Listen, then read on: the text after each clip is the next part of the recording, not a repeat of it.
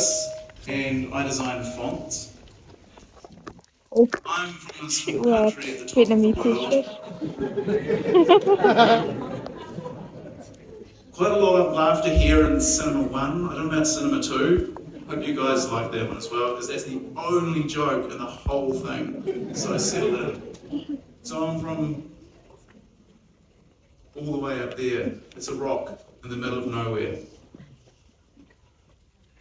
In 1300, there was Maori settlement. They were the first peoples on the land. Then, a bit later, a Dutchman. Is it better? This is better. Way better. Yeah, it's better. Way better. Nice. 1642, Abel Tasman turned up. Had a little look around, buggered off again. Then 1769 to 1760. Oh. He went back in time. James Cook turned up and basically led the way for colonisation. In 1840, there was the Treaty of Waitangi between the British settlers, colonists, and the Māori, which we're still working through today. And then there's colonisation, there was wars, there was land grabs, and during this time, Te Reo Māori, which is the language of the Māori people, was suppressed. It was beaten out of people. It was very discouraged because the Māori were going to die out. They were a dying civilization. And then in 1975, there was the Te Reo Māori revival. So pride in the culture, pride in the language, pride in the reo, and it started to become quite a big resurgence.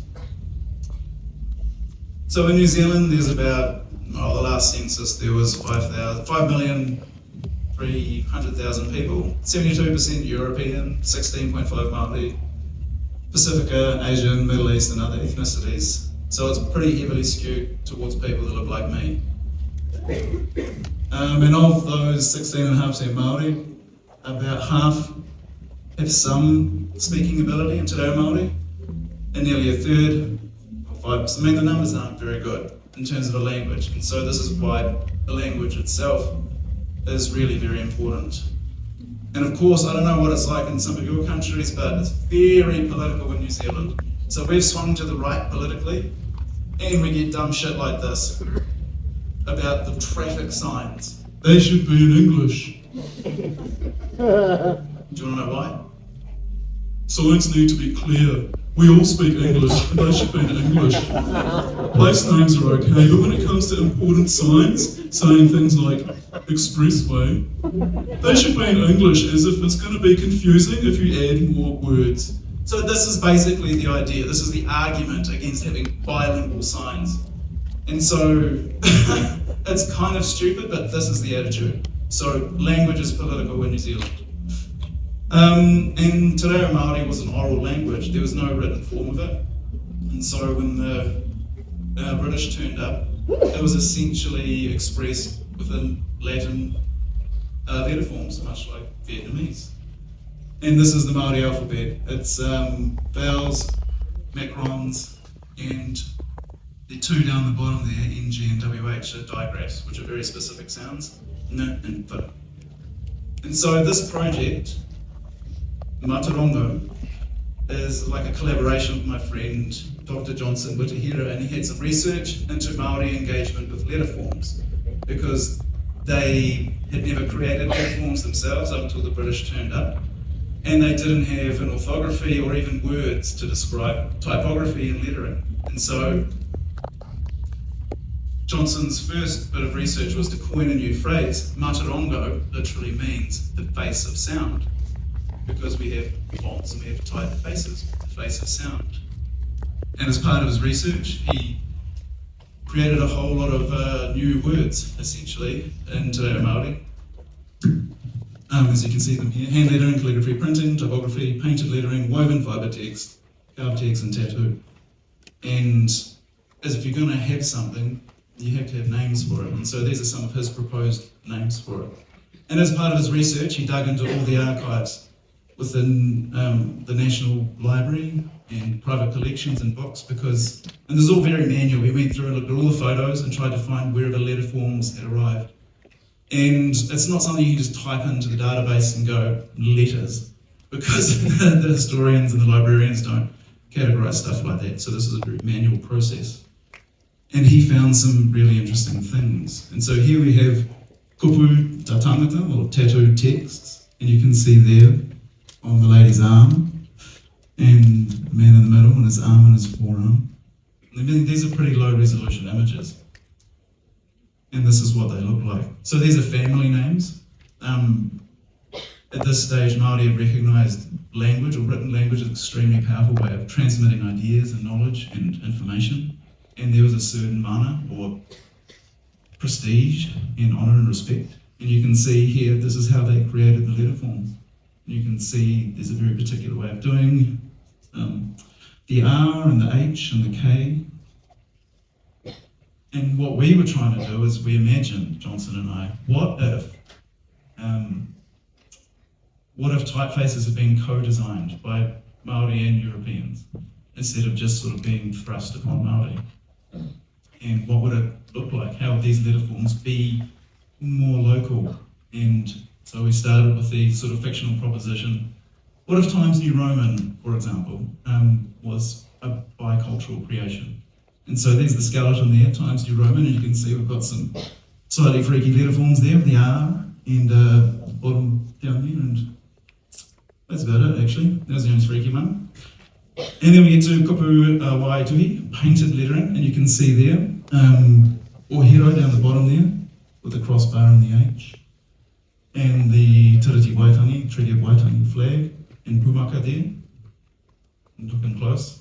And you can see some of the strokes are round the wrong way, or what we consider the Western will round the wrong way, so the stroke weights are a bit strange.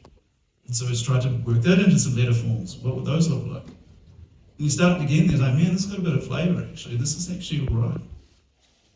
And now we have kupu whakairo, which are carved texts, and these are really hard to see. So you can see just there on the left-hand side in the middle poke, up there, up the top there, and up in there. For the cinema next door, I'm pointing my laser pointer at the screen. You just have to imagine that. Luckily, I zoomed in for you all. And so here you can see quite specifically there's like a chevron in the A, the crossbar of the H, and same again in the bottom section. So there's quite, I mean, this is not very high resolution stuff. And so we're zooming in and cropping and enhancing as best we can. Try to roll that into Times New Roman. You can see we can, this is quite a lot of flavour now. This is looking good. This is feeling like it's from New Zealand. And again, some poke. You can see across their chests. Let's zoom in. We're starting to have some recurring patterns here. Like the contrast is a bit strange. There's the broken crossbars, chevrons. We can put that into times like hey. And you can see on the bottom there, we've got the A and the W with the very flat joins because that was how a lot of them were drawn and made. And then we thought to ourselves, well, cool, like, these are all just sketches, these are just me exploring ideas with Johnson. And we get there and like, well, it's Times New Roman, it's nice, it's okay, it'll do the trick. Pretty boring font though, no? Look at it. How British can you get? This is some dry letter form, right? So, but one of the thing about Times is like it's very functional, it works, and we wanted something, a typeface that could eventually be used for like very, normal things you could read in it. It wasn't for display typography, it was going to be for serious, very serious Swiss typography on the grid, legibility names. And so, what are the basic kind of ways that these letter forms were made? What are the sort of small moves that they were doing? And like, there's the freaky stuff, which isn't really going to work in text with the crossbar, but most of the serifs are very triangular, they're very wedge-like, like a very natural way to make a serif with when you're painting and carving and tattooing. And so the serifs became triangular. I mean, it's not a massive move, I know. I mean, we're getting there. I told you it's going to be boring. There's only one joke. And so how do you do the curves? And a lot of the curves had like a round on the outside and sort of sharp broken parts on the inside. And so you can put those into the curves. And now you're starting to have something to work with. You've got a bit of play, you've got a bit of clay, you know. You can see the wedge serifs and the inner curves. And then just like that, you put it into ChatGPT and tell it to make a character set. Imagine that. No, you don't. And so you can see some of the small moves that we have. There's the curved on the leg of the R, the K, the very flat joins, the angled letters there. And it's good, like it's solid. But of course, then you get the nightmare of the lowercase. How do you do that one? Because it's not all caps. And so the proportions, we're like, okay, times is fine for proportions. And so you work the similar language through. And then through the whole lowercase. And there's, you can see that the inner curves are sharp. There's a lot of wedge serifs, it's very simple. There are some small moves in there. And all together as a set, they feel good, and it's really starting to feel like us. And you work your way through the rest of the character set. And as a texture, it's no funding. It's self-funded. And I sort of started sketching around, like, I started thinking, what would it be like as a sans serif? How would that be? And I sent it through, and I just started to whip the serifs off. It's a bit bolder, there's a less contrast. Similar moves within the sans and the serif. Into the uppercase as well. And it's, heavily modelled off Albertus. It's a monotype typeface by Berthold Coupe. And there's, you can see the similar language. There's like hard cuts and some of the curves. And it feels pretty good. Like up large, you can see the details, but it's small sizes it comes down.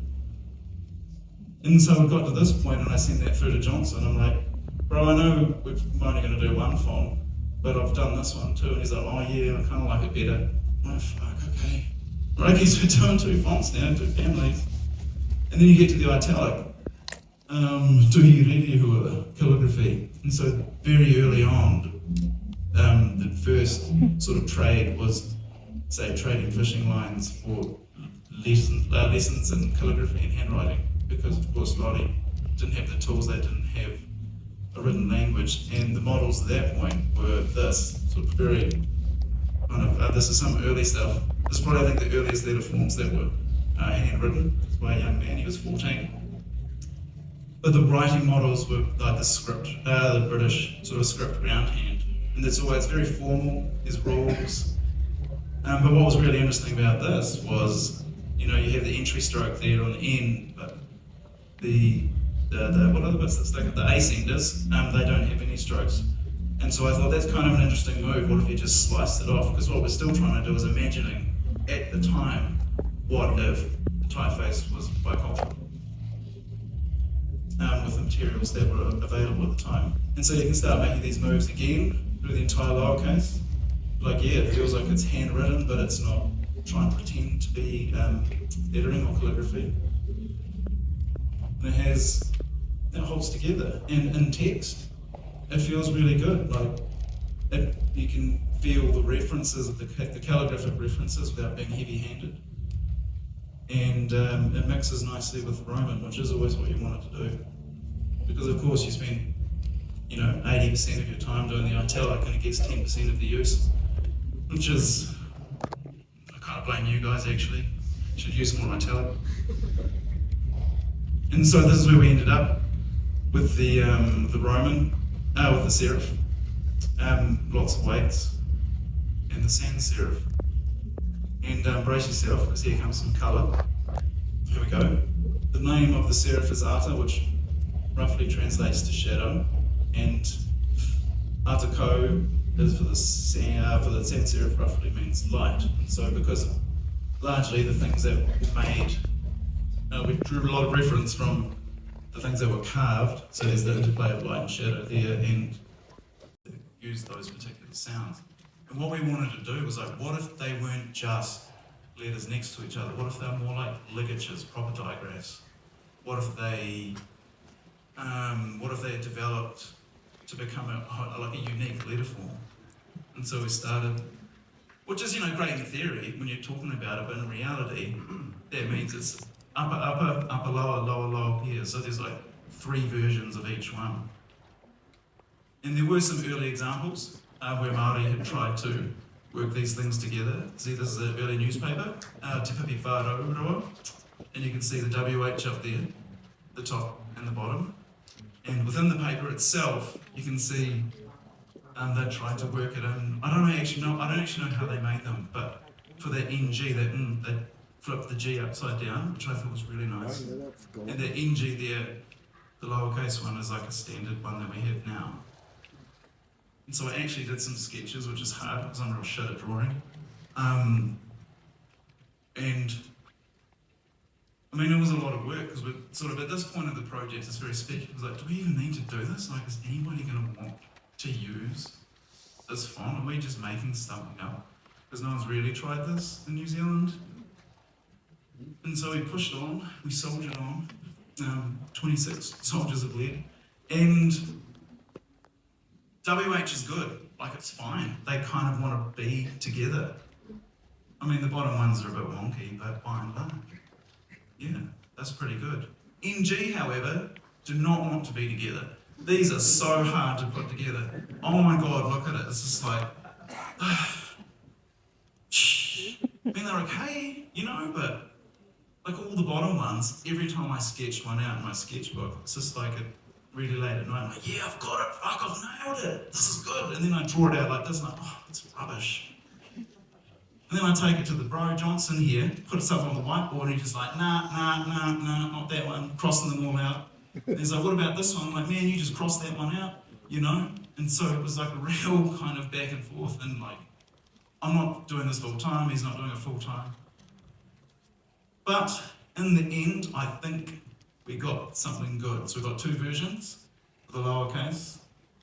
Wharanui, wharanui whai, you can see. Kind of getting a bit fruity there. NG, I'm kind of happy with where these ones ended up because they feel quite Māori, quite local, without being too heavy-handed. And of course in the sans serif.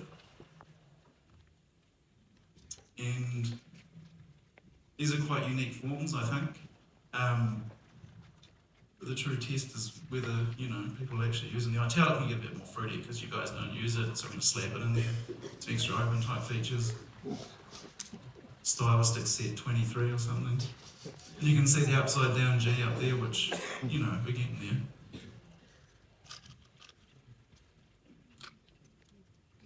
And the true test is like how it sits in text. And so, in a body of text, I mean, these have got the ligatures turned on, and you can't really, they're not too heavy-handed, I think they're quite subtle, and the whole thing feels like it's from Aotearoa, particularly in the italic, and in the sans. Yeah. And so this has been like a 4-year project, and we're still figuring out licensing for it, because I wanted to give it away. Johnson wants to charge for it.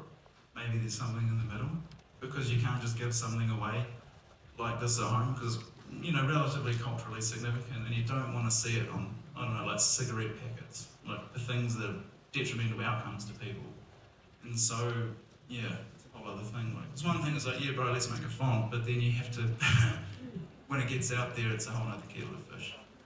And so this has been a really significant project for me because I don't really work with other people like this, and I'm stepping into a cultural world that's not mine, and we're having a lot of conversations about decolonisation in New Zealand and language as politics, as you all know very well. And there's been some really good talks today about decolonisation and what it means to be, say, Vietnamese and culturally relevant for a country finding its own voice, kind of like us.